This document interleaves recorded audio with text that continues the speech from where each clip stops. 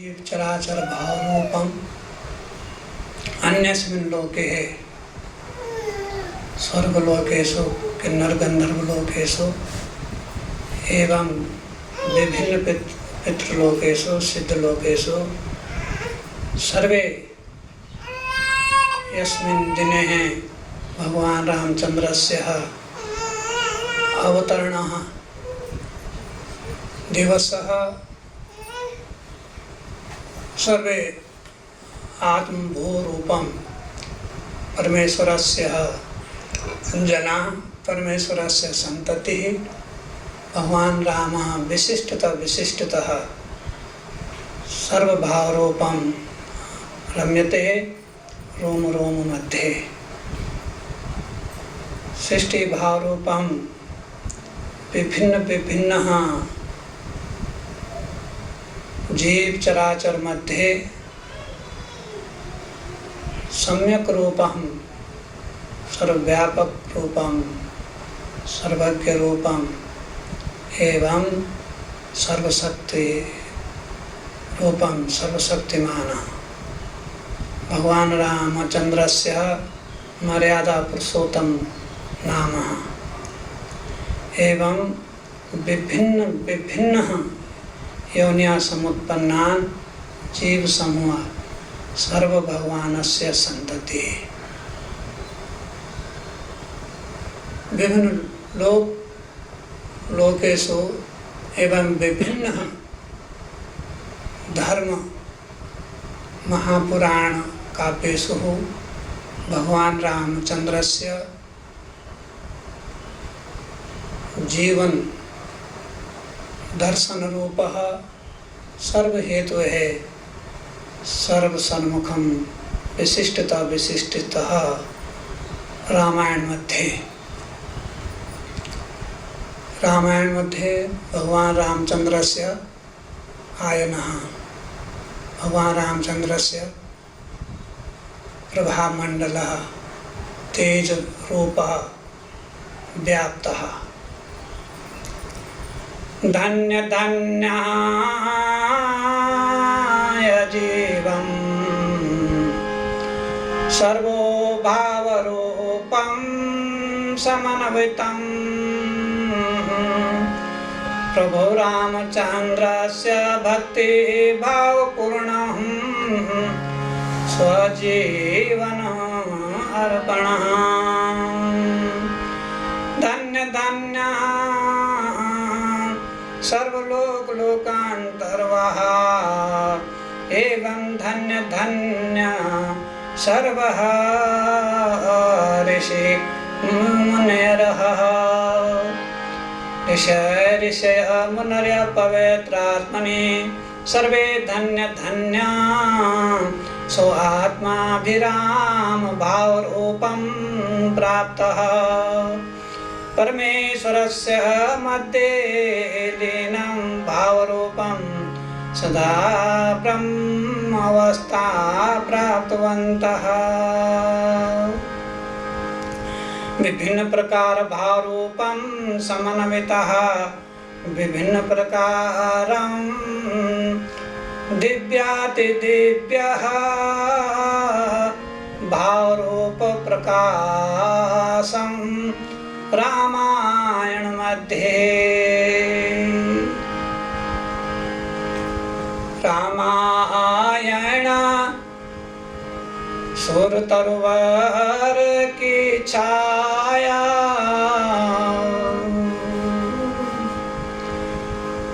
दुख दूर हुए उनके जो निकट ही आया रामायण सुरतरुवर की छाया दुख दूर हुए जो निकट ही आया राम भाव सत्संग सर्वंतरयामि रूपम्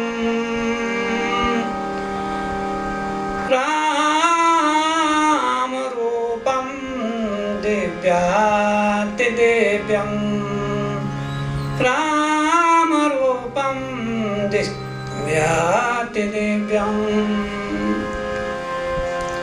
रामायण भगवान राम का प्रकाश है, तेज है, जिसको रामायण बोलते हैं। तो परमात्मा का आभा मंडल है, आयन मंडल है, और उस रामायण के माध्यम से आपको सब कुछ शिक्षा दी जाती है। आपको हो दैहिक, दैविक, भौतिक त्रितापों से दूर रखने वाला जो एक महाकाव्य है, वह रामायण है।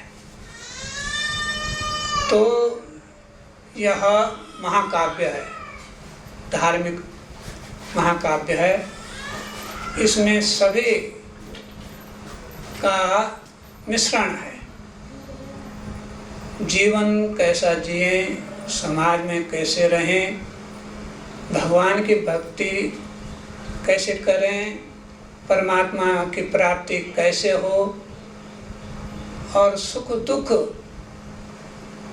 किस प्रकार से है जीवन में आते हैं और जाते हैं, उनके निवारण के लिए सारे उपाय हैं।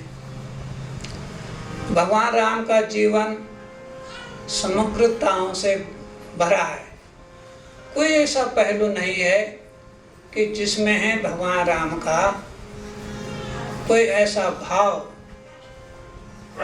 निहित न हो कि जो उसको पूरा न करे। यह भाव सबको पूर्ण करने वाला, पूर्णता देने वाला भगवान राम का जो भाव है, वो रमण से अभिप्राय है, और वो रमण करने वाला है। सृष्टि के जर्रे जर्रे, पत्ते पत्ते में और सभी के रोम रोम में रमण करने वाला राम है। तो राम के विषय में जब हम ऐसा कोई विवेचन देखते हैं, कोई भाव देखते हैं, तब सोच विचार करते हैं कि किस से मदद ली जाए जीवन में, किसी भी समस्या के विषय में, जीवन को कैसा जिया जाए। अब विस्तृत कर मनुष्य जीवन को, तो मनुष्य जीवन की ही बात करेगा। तो परमात्मा राम ने बताया है कि आपको मनुष्य के रूप में और मनुष्य योनि में अपना जीवन किन किन मर्यादाओं के साथ बिताना है, और आपकी सीमाएं क्या हैं, और आपके कर्तव्य क्या हैं, आपके उत्तरदायित्व क्या है। परमात्मा बताते हैं कि आपका दायित्व सर्वप्रथम तो परमात्मा के ही प्रति है, कि आप जिस परमात्मा ने यह संसार रचा है उसके प्रति ही भक्ति भाव रखें और उसका स्मरण करें।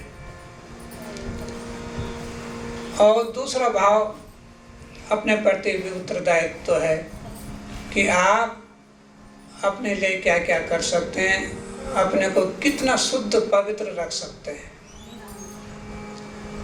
फिर तीसरी बात आती है कि आप परमात्मा के समाज, परमात्मा ने जो रचना संसार में की, उस रचना को किस भाव से देखते हैं और किस प्रकार से उसमें रहते हैं। आप अपना जीवन वहाँ व्यवहार कैसे करते हैं।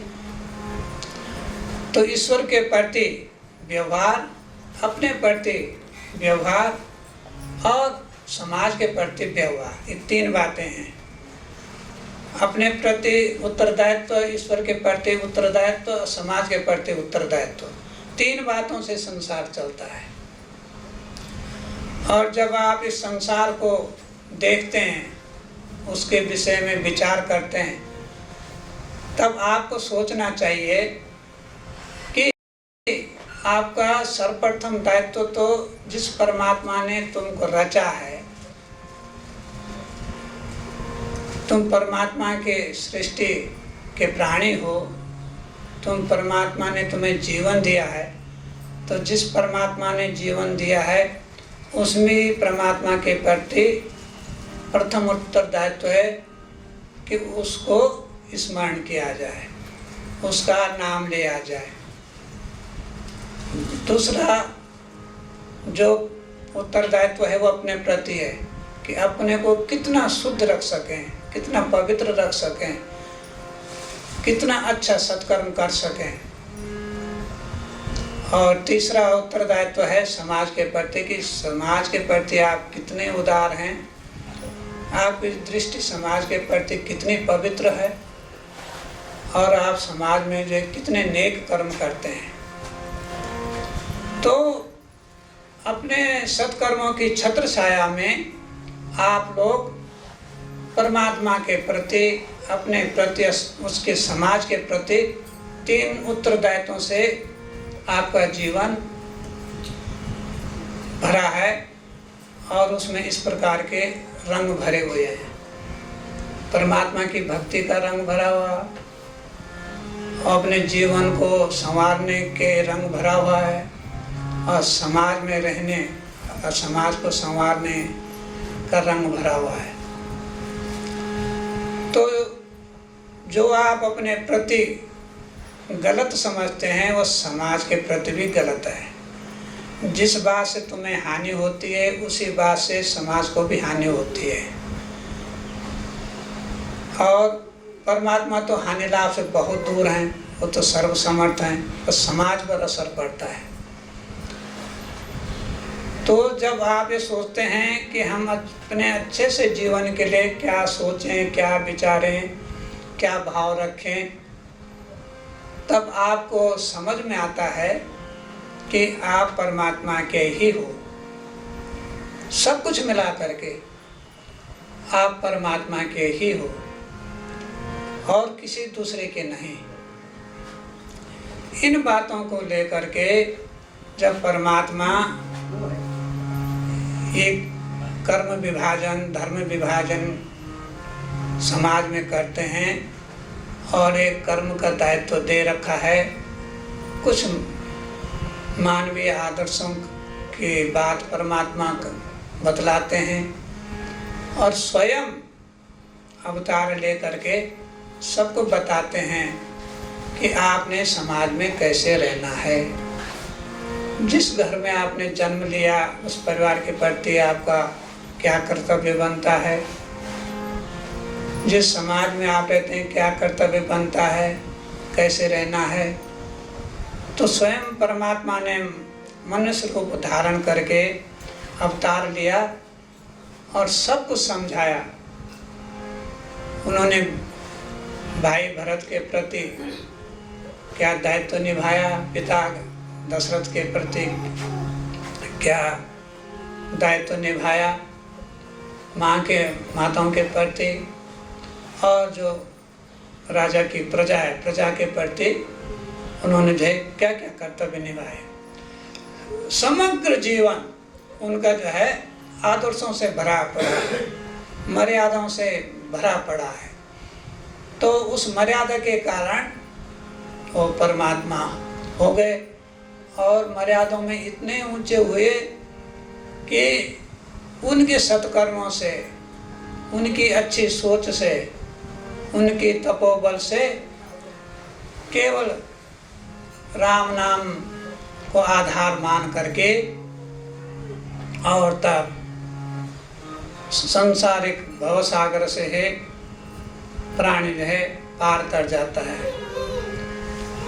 हर प्राणी को चाहे वो किसी रूप में हो उसे परमात्मा की शरण लेनी ही पड़ती है, परमात्मा की शरण में जाना ही पड़ता है। परमात्मा जब कोई बात ऐसी बताते हैं और स्वयं अवतार लेकर के बताते हैं तब समझ में आता है कि आप परमात्मा के कितने निकट हो। जब आप निकट हो तभी वो आपके बीच में आते हैं। जब वो आप में है तब वो आपका दुख दर्द समझते हैं। तभी तो समझते हैं कि प्रजा बहुत दुखी है, मेरी रचना में बहुत दुख है। उस दुख के निवारण के लिए वो स्वयं मनुष्य रूप धारण करके आते हैं।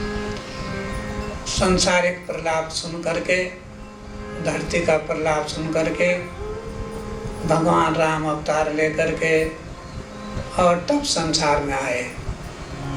जन जन का प्रलाप सुन करके,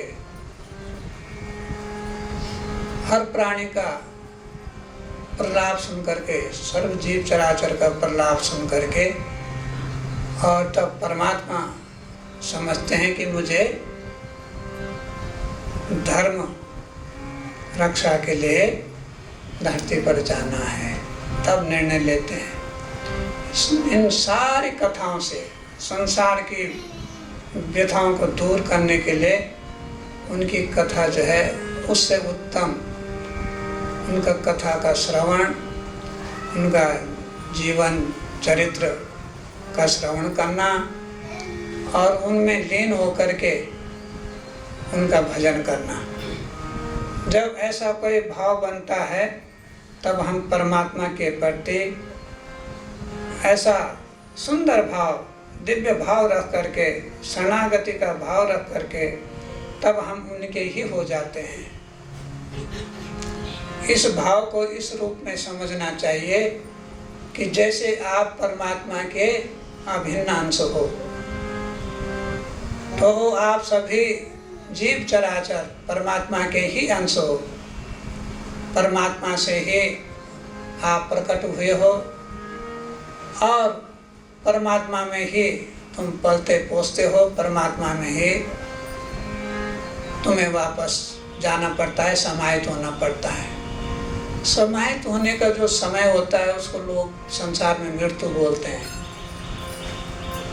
तो मृत्यु शब्द बड़ा डरावना लगता है, भयानक लगता है जब कोई मृत्यु का नाम सुनता है। पर यथार्थ की दृष्टि से देखा जाए तो वह एक सुनहरा समय है जब संसार के जंजालों से छूट करके, माया मोह से छूट करके और संसार के दुख विषादों से छूट करके और तब वो परमात्मा के शरण में चला जाता है, क्योंकि और कहीं नहीं जा सकता।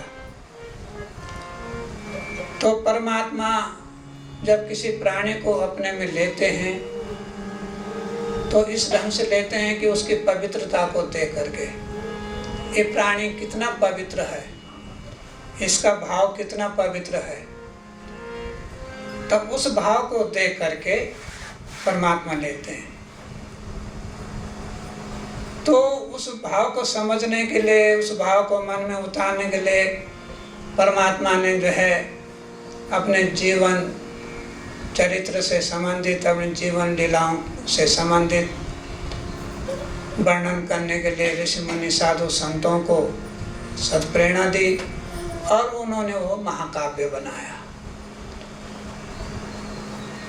तो उस महाकाव्य, धार्मिक महाकाव्य में, जिसको रामायण कहते हैं, तो ऐसा बताया गया है कि रामायण सुरतरोवर की छाया,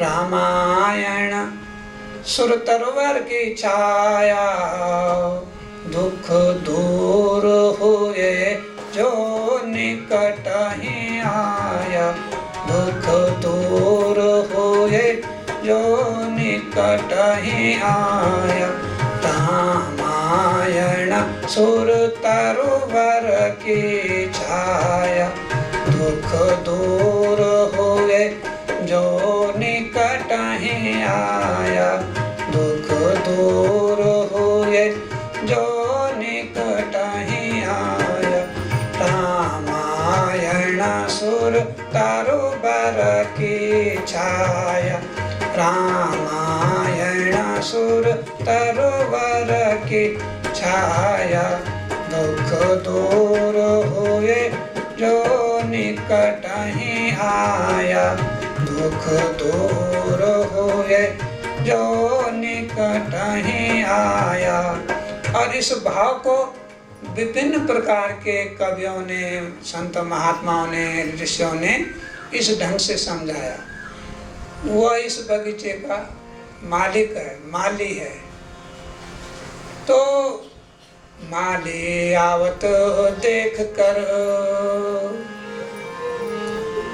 कलियां करे पुकार,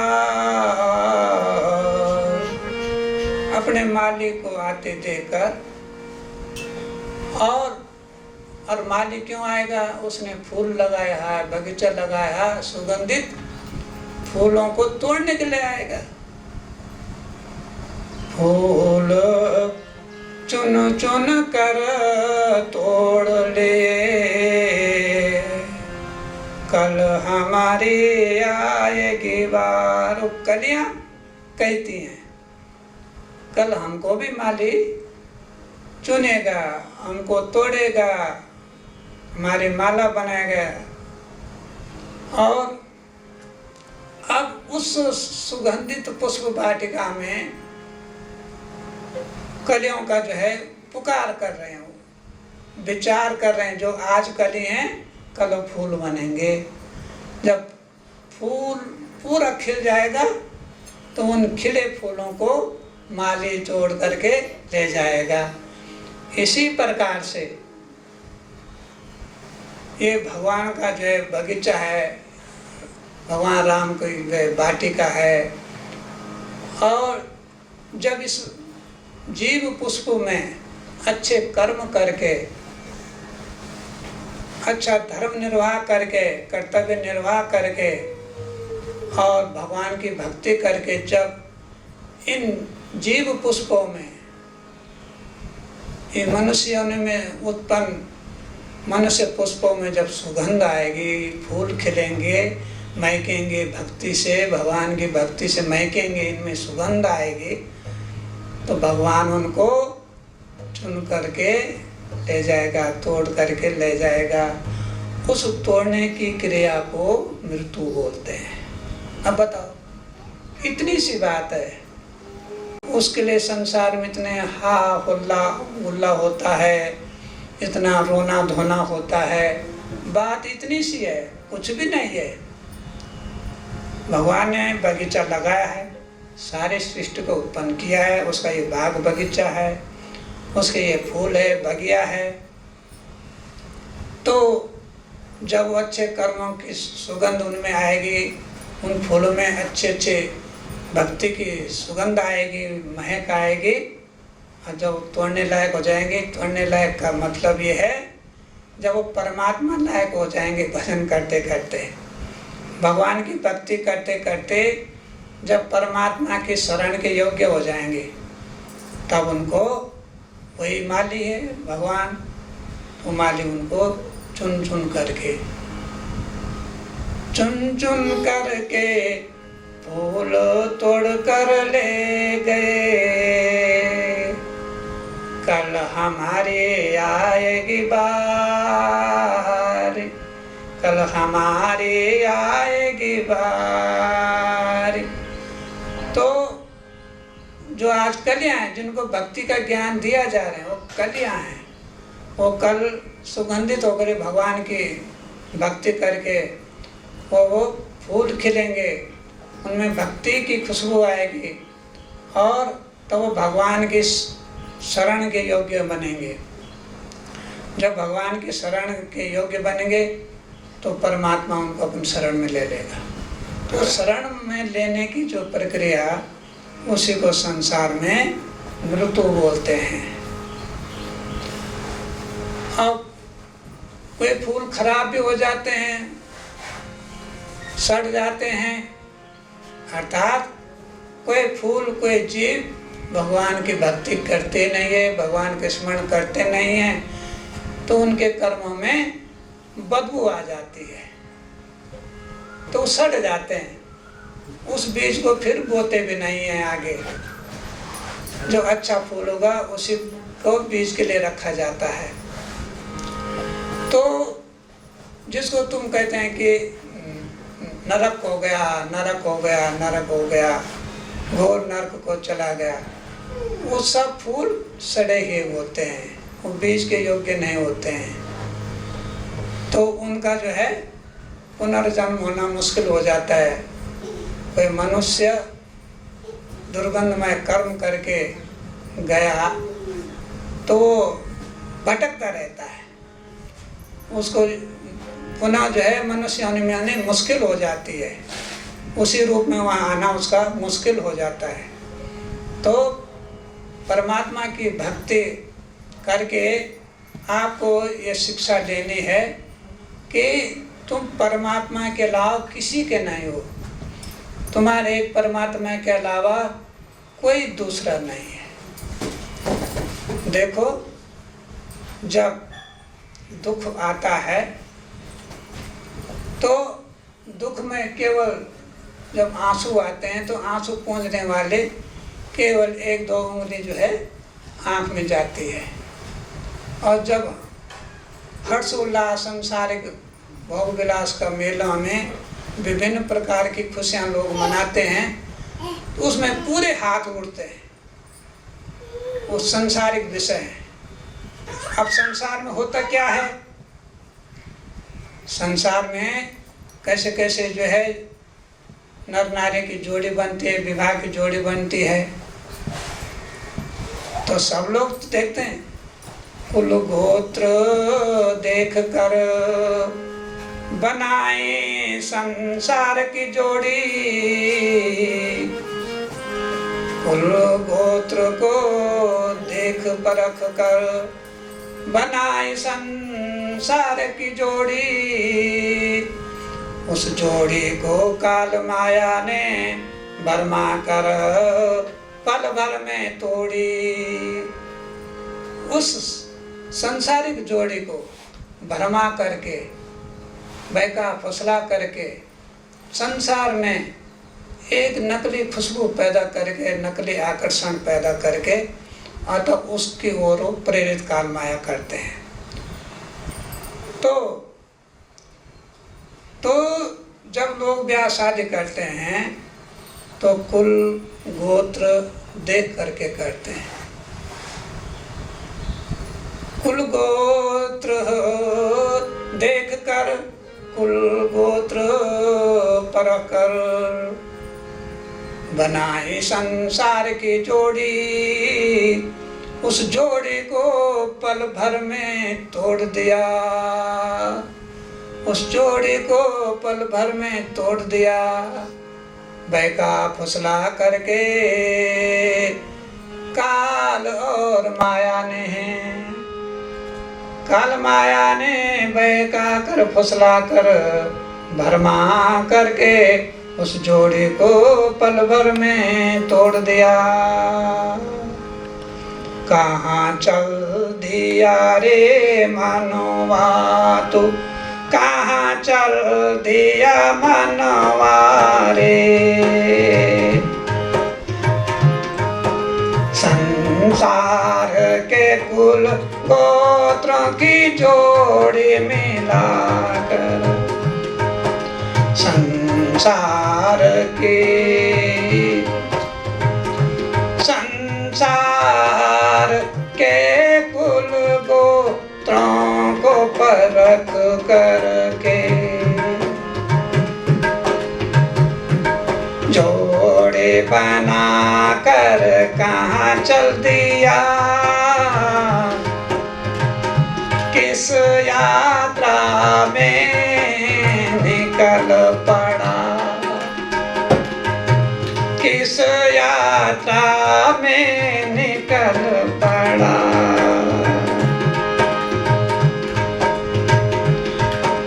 इस जोड़ी के जीवन में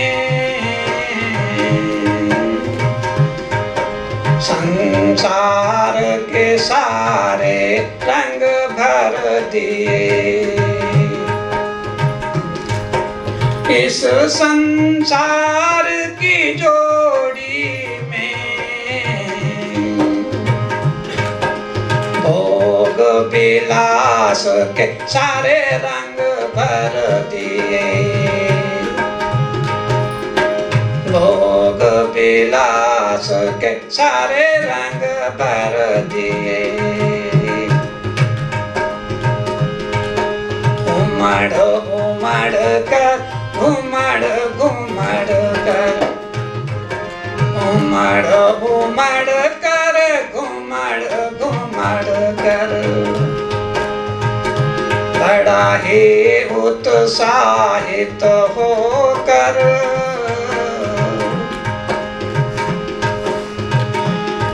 किस भोग विलास माया यात्रा में निकल गया रे।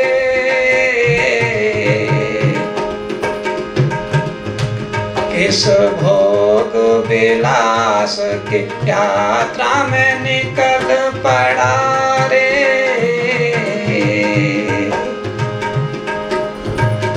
किस भोग विलास की यात्रा में निकल पड़ा रे। नित नित नए नए भोग विलासों की भूख लगी, नित नित नए नए भोग विलासों की भूख लगी,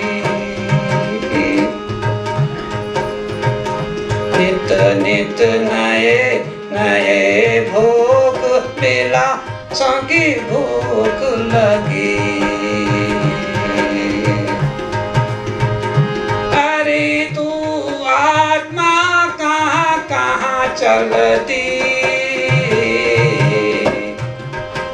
अरे सूरत तू कहाँ चलती,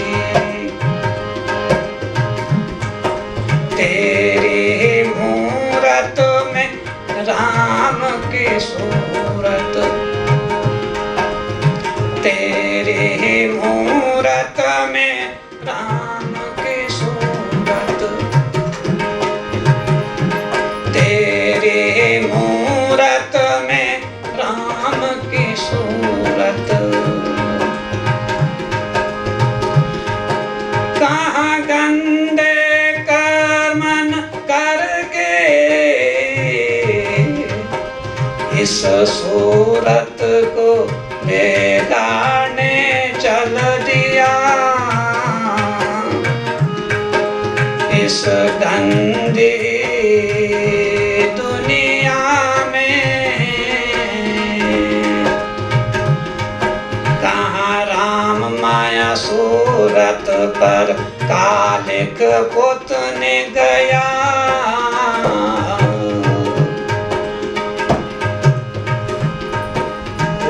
प्रभु परमेश्वर हैं सबके, ओ प्रभु परमेश्वर हैं सबके, उनके निकट आकर रहो, उनकी शरण में आकर रहो।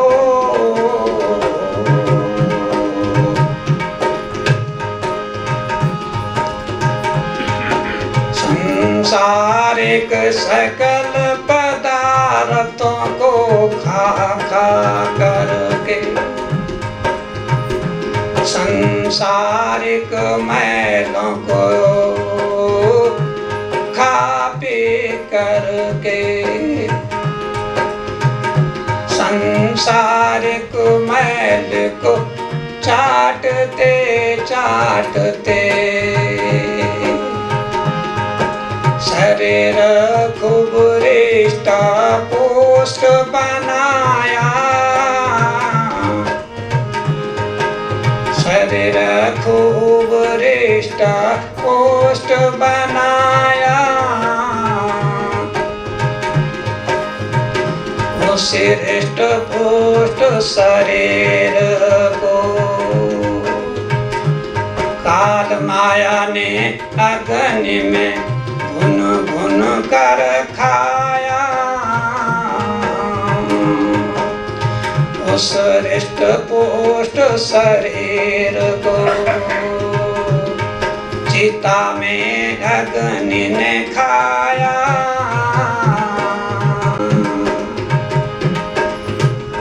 तेरे काल माया तूने क्या क्या नरक का काम कराया। सारे जीवन में विष वासना का रंग मिला करके जीवन को मलिन बनाया। इन्हीं आकर्षणों विकर्षणों के दंभ पर हो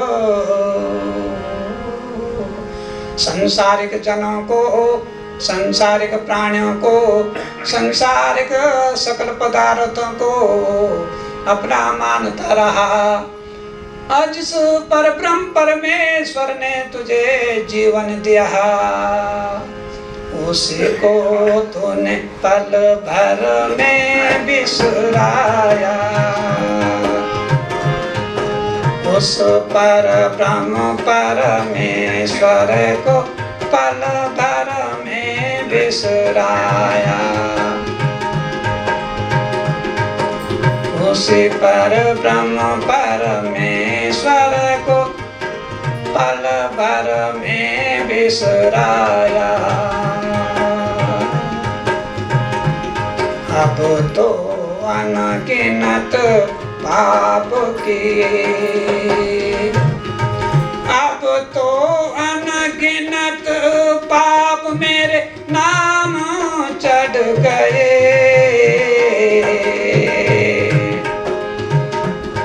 काल के चाशनी में मैं जल रहा। काल के गरम चाशनी में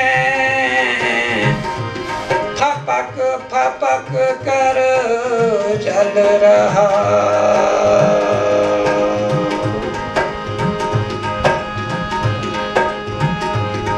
इतने सारे सकल पदार्थों का उपयोग करके शरीर को रिष्ट पुष्ट बनाया और उसी रिष्ट पुष्ट शरीर को काल ने अपनी चाशनी में मुझे पकाया और स्वयं मुझे आहार बना लिया। अरे रे आत्मा तेरी कहाँ हो रही बैरागी। अरे ओ आत्मा तेरी कहाँ हो रही है बैरागी। अरे ओ आत्मा बना तो प्रभु नाम की अनुरागी। और आत्मा तू क्यों नहीं हो रही बैरागी। अरे वो आत्मा तू क्यों नहीं हो रही बैरागी। तो क्यों नहीं हो रही प्रभु नाम अनुरागी। तो क्यों ही नहीं हो रही प्रभु नाम अनुरागी। आत्मा के विषय में कि आत्मा को जब एक कुटिया उसको दी जाती है रहने के लिए, तो एक काया कुटिया उसका रैन बसेरा है। जब ऋषि मुनि लोग बहुत ऊंचे ज्ञान की बात करते हैं तो संसारिक चकाचौंध में, किसी भी प्रकार से उस संसारिक चकाचौंध में उनकी आंखें चौंधाई जाती हैं और उन्हें अपना भला बुरा नहीं दिखाई देता है। सबको पता है कि संसारिक जो सकल पदार्थ हैं क्षण भंगुर हैं। सांसारिक जो भी खाना हम खाते हैं पल भर में उसमें जो है सड़ान आ जाती है, दुर्गंध आ जाती है। और उस संसारिक सकल पदार्थ को जब हम लेते हैं तो उसकी एक अवस्था होती है, एक अवधि होती है। कुछ समय बाद वह सड़ जाएगा और मल द्वार के रास्ते बचा हुआ बाहर निकल जाएगा। आप जब शरीर को देखो, क्यों नहीं इन शरीरों में जो है कोई भक्त आना चाहता है, क्यों इस शरीर को इतना तपो में जला जला करके, कठोर तप में, तपो अग्नि में दहका करके बड़े बड़े साधु संत ऋषि मुनि लोग क्यों उन्होंने अन्न छोड़ा, क्यों जल छोड़ा, संसारिक वायु भी छोड़ी, वायु आहार भी छोड़ा, और तो उससे दूर, उससे अलग, उससे ऊंची कोई आनंद उन्हें मिला। उस आनंद में वह भरपूर आनंद, हमेशा रहने वाला आनंद, वो छोटी मोटी तृप्ति देने वाला नहीं। अन्न कितने समय, 1 घंटे, 2 घंटे, 3 घंटे की तृप्ति शरीर को देता है। ऐसे जल भी 2-3 घंटे की जो है पी करके उसके शरीर को तृप्त रखता है, फिर उसकी और मांग होती है। भगवान के नाम का आनंद एक बार जब वो एक बूंद मिल जाता है, वो हमेशा उससे तृप्त रहता है, और उससे जब तृप्त रहता है तो परमात्मा में अपना जीवन बिताता है।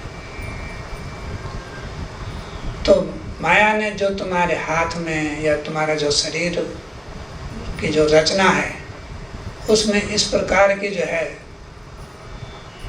रचना करी है कि उसमें ही उलझा रहता है,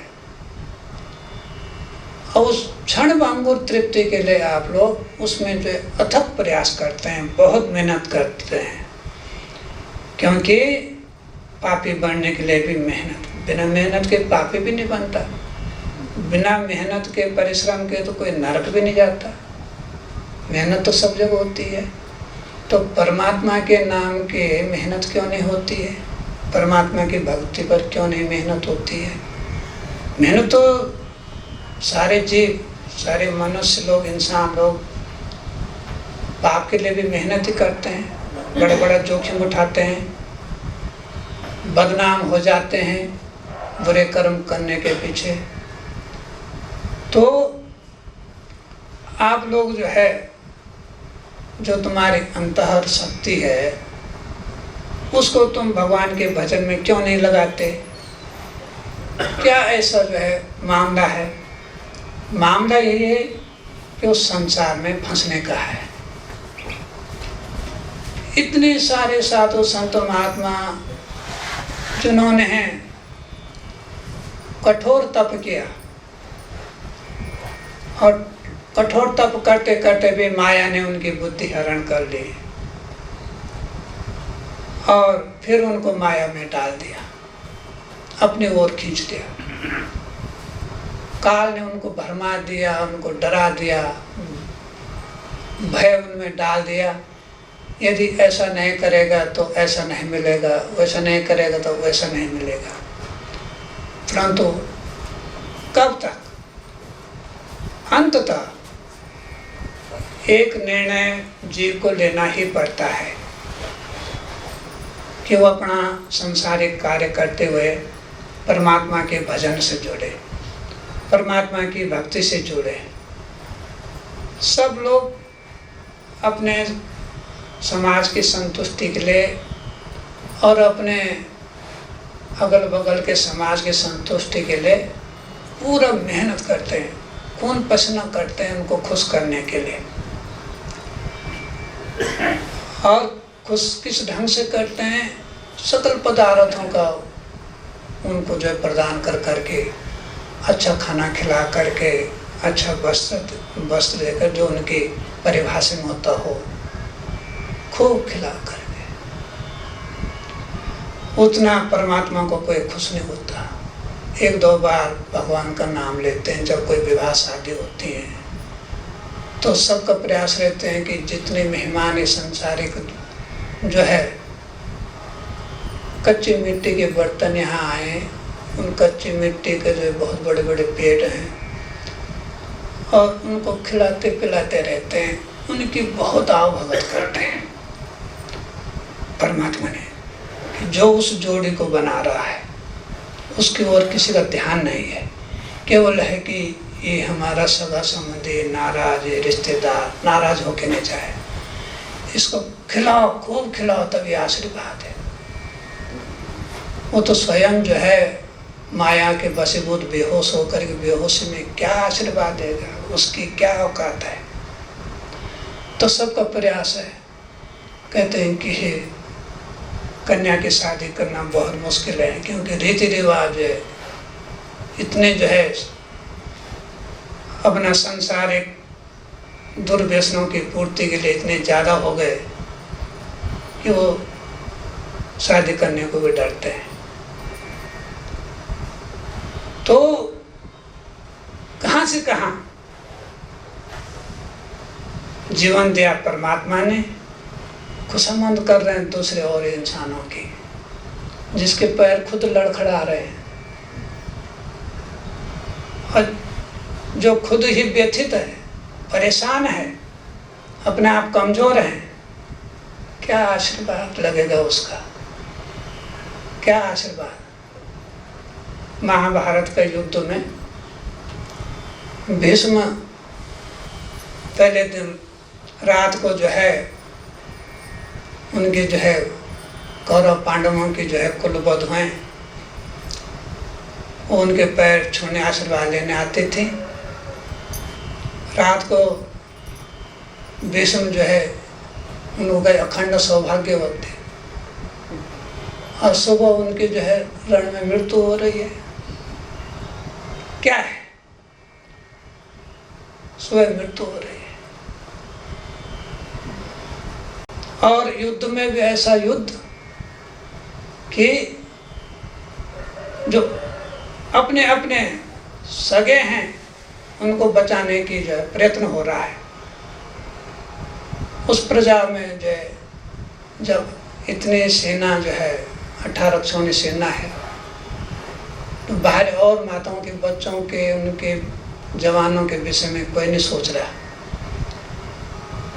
मेरा सगा संबंधी कहाँ है, वो मारा तो नहीं गया, उसके रक्षा करो, उसके रक्षा करो, उसके रक्षा। और सब यहाँ तक जो भगवान कृष्ण की ओर से जो नारायणी सेना आई, तो उसमें भी जो है वो कुछ नहीं सोचा जा रहा है। वो दूसरे देश की सेना है, दूसरे राज्य की सेना है, वो भी वहीं जो मर रहे हैं। और एक औपचारिकता मात्र, रात को हो उनके आशीर्वाद लेने आ रहे हैं। सबसे बूढ़े व्यक्ति जो है महारथी जो है भीष्म है, वो सबको कह रहा है अखंड सौभाग्य होते, अखंड सौभाग्य होते। और सुबह जो है वो विधवा हो रही है। तो संसार में 3 किस्म की नारी तो होती हैं, एक अधवा, एक सधवा, एक विधवा। अधवा आदि नारी, कुंवारी। सधवा जो पति युक्त है, जो पतिव्रता धर्म का पालन करते हैं, वो सधवा हो गए। विधवा जिसका पति नहीं है। 3 श्रेणी की नारियां हैं। तो इसको यदि आत्मा के रूप में लिया जाए तो वो आत्मा, नारी रूपी आत्मा सधवा तब होगी जब भगवान उसको वर्ण करेंगे, तभी सदा हो पाएगी। और अधवा जो है सधवा में जाएगी। जो कुंवारी कन्या जो है भगवान जैसे को वर्ण करेगी, उसकी भक्ति चुनेगी। वर्ण करने का अभिप्राय विवाह करना नहीं है। परमात्मा की भक्ति को चुनना, परमात्मा के नाम स्मरण करना, उसके साथ वो आत्मा का मिलन होना, उससे अभिप्राय है। सचमुच की सद्भाव तो तब हो पाएगी जब परमात्मा उसको मिलेंगे, उनके रूप दर्शन होंगे। तो संसार ने अपने लिए इतना बड़ा जंजाल बना रखा, बहुत बड़ा जंजाल बना रखा, इतना जंजाल बना रखा कि बिना बात के रीति रिवाज उनके बना रखे। और तो कि जो भोजन कोई खाना भी नहीं चाहता, जबरदस्ती उस भोजन को बनाएंगे जिसको कोई पूछता भी नहीं है। इतना खर्च करने, खून पसीना बहाएंगे, अंततः नाम किसका हुआ कि ये तो जो है नरक का भोजन है। तो जो सबके परमात्मा है और सबने उसको बनाया है, तो एक परमात्मा को क्यों नहीं प्रसन्न कर लेते हो? और भक्ति करके प्रसन्न होते हैं। तुमसे कुछ भी नहीं मांगता, तुमसे कुछ भी नहीं मांगता हो, केवल ये मांगता है, ये बोलता है कि मेरा स्मरण करते रहो। अब जब उनका स्मरण करोगे तो संसारिक जो है व्यवधान नहीं आएंगे, संसारिक दुर्व्यसन उसके पल्ले नहीं पड़ेंगे। तो भगवान का नाम स्मरण करने से उसके शरीर, मन, आत्मा जो है पवित्र होंगे, पवित्र उसके विचार होंगे, पवित्र उसका भोजन होगा, पवित्र उसका पहनाव होगा, पवित्र उसकी दृष्टि होगी। तब कितना बड़ा सुधार होगा। जब किसी घर में ब्याह शादी होते तो सालों सालों की कमाई उस शादी में लगती है। एक सद्गुणी बालक तुमने उसके लिए छान ले आया, मिल गए तो वही उसका गहना है। उसके लिए उसके बड़ा बड़ा वर्ग आभूषण क्या हो सकता है? कोई सद्गुणी लड़का कोई मिल गया, उससे बड़ा क्या हो सकता है? सारे गहने उसी में समाहित हैं। संसार के सारे गहने उसके सामने फीके हैं। उसमें सद्गुण हो, सद्विचार हो, भगवान की भक्ति हो। परंतु सबसे पहले जब कन्या के लिए जो है वरनारायण की खोज के लिए जाते हैं तो कहते हैं कि साधु विचार का तो नहीं है, ये 24 घंटे का परमात्मा की भक्ति में तो नहीं लगा रहता है, ये लड़की को कैसे पालेगा? जो सारे संसार को पाल रहा, उसकी भक्ति वो कर रहा है, उसके लिए क्या कमी होगी? उसके लिए क्या कमी होगी? तो सबसे पहले भाई ऐसा मत देखना कहीं, ऐसा देखना जिसकी जो है संसारिक विचार हों, संसार के रंग में रंगने के विचार हों। कहीं ऐसा ना हो कि जो है हर समय बोल रहा अलग निरंजन। तो कैसे जो है भला होगा लड़की का कि उनकी अपनी सोच है। ये तो पता नहीं है कि जो सबको दे रहा है, उसका नाम वो भजन कर रहा है, उसकी भक्ति में डूबा है, तो उसके लिए कमी करेगा? वो तो उसकी जिम्मेदारी हो गई। भक्त की जिम्मेदारी भगवान की हो जाती है। ऐसी ऐसी कन्याएं भी बेचारे जो है बिना ब्याह के रह जाते हैं, जो शुद्ध विचार के होते हैं, भक्ति के विचार के होते हैं। उन्हें नहीं, ये रोटी बनाएगी, ये कोई घर गृहस्थी का काम करेगी, ये बाल बच्चे पालेगी। तो भगवान सामर्थ्य देगा, क्यों नहीं पालेगी? ऐसे सूरवीर को जन्म देगी, ऐसे भक्त प्रहलाद को जन्म देगी। 21 पीढ़ी सबका जो है मुक्ति हो जाएगी, उद्धार हो जाएगा उनके जन्म लेने से ही। तो स्त्री के विषय में ये तो बोल गया कि स्त्री यदि जने तो भक्त जन हैं,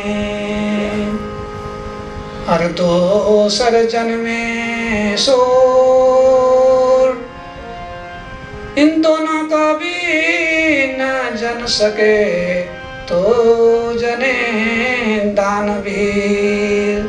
3 प्रकार की संतानों का चर्चा है। यदि कोई स्त्री जो कोई स्त्री संतान जने तो भक्त जने हैं, भगवान का भक्त उसकी कोख से यदि पैदा हो गए तो उसका जीवन सफल हो गया। और दूसरे जने हैं शूर, शूरवीर जो देश रक्षा करे आतताइयों से, जो आतंक मचाने वाले हैं, आतताई हैं, दुष्ट हैं, खल हैं, उनसे देश की रक्षा कर सके, शूरवीर। और इसको भी न जन सके तो फिर दानवीर, या तो कोई दानवीर हो, दान करने वाला हो और उसके दानवीर के जो चर्चों से उसका उद्धार हो जाए। तो इस 3 प्रकार के संतानों का है, चौथी कोई संतान नहीं होती। 3 ही प्रकार की संतान को मान्यता है। पहले ईश्वर भक्त, दूसरे सूरवीर जो सबके काम आता है, और भक्त भी साधु संत सबके काम आता है।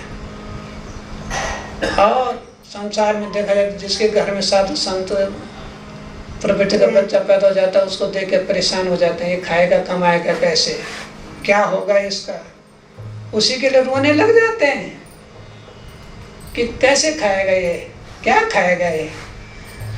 जो सबको खिलाने वाला वह तो उसके हृदय में बैठा है, और उसके हृदय में बैठ करके, वाणी में बैठ करके सबको ज्ञान बांट रहा है, भक्ति बांट रहा है, सबको आशीर्वाद बांट रहा है। इससे अधिक तुम्हें क्या चाहिए? उसकी क्या चिंता करते हो?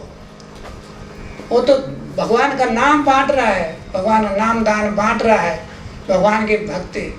काल कसाई से दूर रखने के लिए वह सबको हो भगवान की भक्ति बांट रहा है। ये तो दोनों कसाई हैं, काल माया, ये जो कसाई हैं, इन कसाइयों से दूर रखने के लिए, इनसे बचाने के लिए और ईश्वर भक्ति का ज्ञान दे रहा है, धर्म का ज्ञान दे रहा है, मर्म बता रहा है। तो उसमें तुम्हें रोना धोना किस बात का भाई? वो तो तुम्हारा रोना धोना ही बंद कर देगा जन्म जन्मों का। यदि तुम्हारे कोख से किसी भक्त ने जन्म ले लिया तो तुम्हारे जन्म जन्मों के पाप मोचित हो गए, तुम्हारा जन्म जन्मों का रोना धोना समाप्त हो गया। तो इस प्रकार से आप लोग इसे समझे। अब देखो वो भगवान राम कहाँ कहाँ बसते हैं, कहाँ कहाँ उनका जो है दर्शन हो सकता है, और किस किस के मन में हैं। तो यदि रामायण के हिसाब से तुम चलो और पूरी जो है सृष्टि के जितने भी ग्रंथ हैं, पुराण हैं, वेद हैं, सब में देखा जाए तो भगवान ने कहा है कि एको हम बहुश्यामी में एक भी हूँ, और मैं इतना बड़ा जो है संसार भी हो गया हूँ। एको हम बहुश्यामी, मैं एक हूँ, परंतु ये सारा बहुत सारा जितना तुम्हें दिखाई दे रहा मैं ऐसा ही हो गया हूँ, इसमें भी हो गया हूँ, उसमें भी हूँ, जरे जरे पत्ते पत्ते में हूँ, रोम रोम में हूँ। राम रहेंगे रोम रोम में, राम रहेंगे रोम रोम में, रोम रोम में राम का धाम, रोम रोम में राम का नाम। जयति जयति राम, जयति जयति, रोम रोम के राम की जय हो जय हो जय हो। इस प्रकार से जो है साधु संत का वचन है। अब ज्ञान तो बिल्कुल ऐसा होता है, सटीक होता है, वो इधर उधर की बात नहीं करता है। तो दिग्भ्रमित मन को जो है बुरा लग सकता है, और उसमें सुनने की क्षमता भी इतनी नहीं होती है संसारिक प्राणी में। जब उसमें सुनने की क्षमता नहीं होती है तो मनन भी नहीं कर सकता है। तो उसके जो कर्मों का कोई ऐसा हिस्सा रहता है, जब कहीं वो अचानक किसी संत महात्मा ऐसा या ऋषि मुनि ऐसा जो परमात्मा की भक्ति में डूबा हो संत हो, उसके वचन सुनने के लिए पूर्व जन्म के जो है पुण्य उदय होने चाहिए, भक्ति के पुण्य, तब कहीं थोड़ा सा अवसर मिलता है। बहुत कठिन है। ईश्वर में डूबे है साधु संत, ईश्वर की भक्ति में डूबे साधु संत का प्रवचन सुनना आसान बात नहीं है। ऋषि मुनि का सुनना आसान बात नहीं है, क्योंकि वह कोई बिरला ही होता है। किसी कोने में जा करके कोई पुण्य ऐसा कर लिया होगा जो साधु संतों के सत्संग में बैठने का अवसर प्रदान होता है, तो पुण्य के कारण होता है। और जो ऐसा भाव मन में रखता है कि परमात्मा का भाव मेरा अपना निजी भाव है, मेरा निजी धर्म है परमात्मा की भक्ति, किसी डर के मारे नहीं, कोई भय के मारे नहीं, यह तुम्हारे स्वभाव में होना चाहिए। कितनी मेहनत खून पसीना बहा करके लोग संसारिक जो है माया मोह में डूब करके असंसारिक वस्तुओं के लिए झगड़ा करते हैं, लहू लुहान हो जाते हैं, आपस में झगड़ा फिसाद करते हैं, और सबको पता है उसको छोड़ के जाना है वो हमेशा साथ नहीं रहने वाला, फिर उसके लिए लड़ते हैं। जो अपना है ही नहीं, जो अपना है ही नहीं उसके लिए लड़ भिड़ते हैं, लड़ मारते हैं। परंतु परमात्मा की भक्ति के लिए कोई लड़ता मरता नहीं है, और न वो लड़वाती है भक्ति, न मरवाती है, वो तो परमात्मा में स्थित करती है।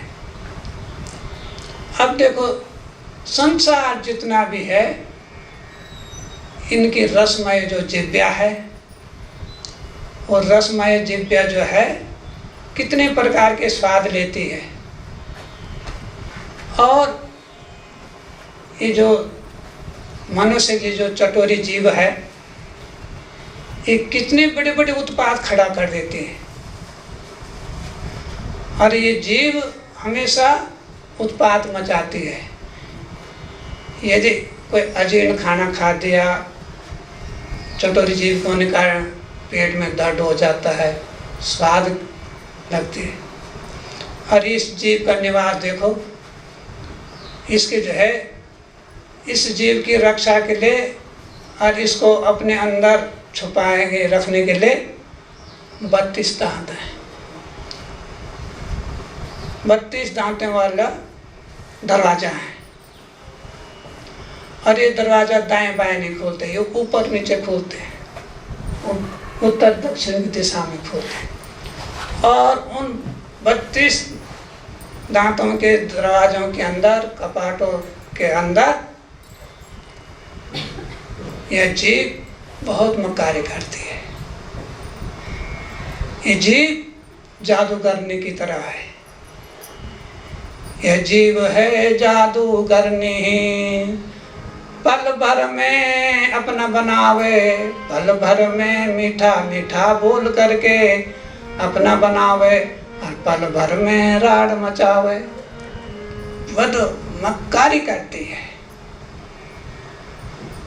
ये जीव बहुत मक्कारी करती है। 32 दरवाजों के 32 दांतों के दरवाजों के अंदर बंद रहती है, और वहीं से जो है स्वाद लेती रहती है। और वहीं से इस जीव्या को चलाती रहती है। इसके सख्त पहरेदार हैं और ये जादूगरनी की तरह है। पल भर में तो जो है किसी को अपना बना लेते हैं और पल भर में उससे झगड़ा कर लेती है। और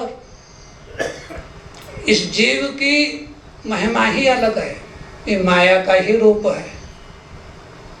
कभी खाते खाते इतना वैसा भोजन खा लेती है कि सारा पेट खराब हो जाता है, पेट में दर्द हो जाता है, मानसिक बीमारियां पैदा हो जाती हैं।